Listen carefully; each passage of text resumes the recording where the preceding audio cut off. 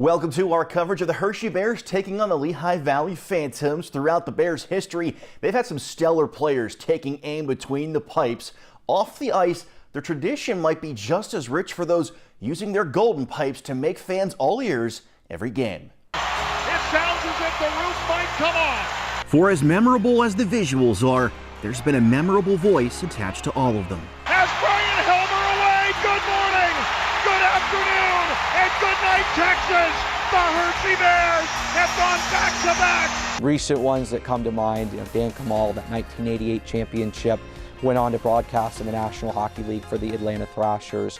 Dave Mishkin called the 1997 Calder Cup. He's gone on to call a couple Stanley Cups for the Tampa Bay Lightning. And then, of course, John Walton here, 3 championships. He's the voice that I think a lot of younger Bears fans, a lot of newer Bears fans, and longtime Bears fans really resonate with. You don't get to the NHL level without a lot of help along the way, and for me, Hershey was that place. I walked in 2002 and I didn't know a soul. And by the time that I had left after 3 Calder Cup championships, and the fans hold you to account, the players, broadcasters, everybody. And, that made me better. And for the voice who currently occupies the booth, high expectations are the only way to go. You don't want to go to a spot where you're the best of the best and nobody knows any better.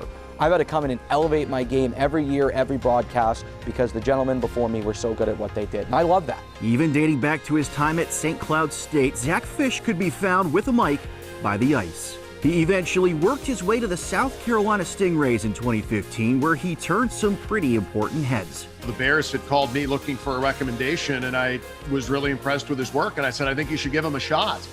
And he's been terrific for them. In 2018, Fisch receives his first taste of calling an NHL game. My family's all there. They don't really care necessarily to watch the game a ton. They wanted to see it. They all have headphones in, listening to me, synced up, trying to catch the broadcast, and we're more worried about that. While he had months to prepare for that broadcast, the same can't be said in 2021. COVID precautions and guidelines have led to some sudden call-ups, not only for the players, but also for the broadcasters. About 24 hours of notice that, hey, you're coming to DC tomorrow and you're calling Caps and Bruins, and it was a shock. I went to prep work right away and started learning as much as I could about the Boston Bruins.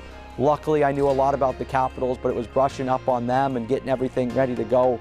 And my wife, God love her, went out and got everything that I needed to make sure that I was ready and had my suits all ready to go. The quality of the games and milestones called are as memorable for those in the booth as those on the ice. It's Ovechkin charging and shooting and scoring! Alex Ovechkin scored an overtime winner for the Capitals. It was a milestone goal for him, tying him with Mike Gartner on the all-time goal scoring list, a Capital great.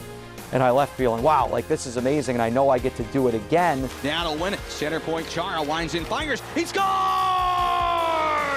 He's had some great games to call, too. I mean, he had Nick Backstrom's 1,000th game. Zdeno Chara's last goal that he scored was when Zach was on the mic. I was a little jealous of that one, to be honest with you.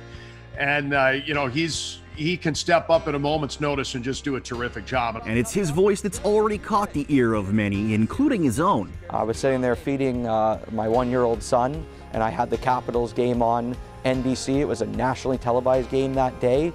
And I turned around and heard my voice, and I went, that was me. An overtime winner! They had used my call of Alex Ovechkin's goal in their open, and immediately my phone started blowing up right away.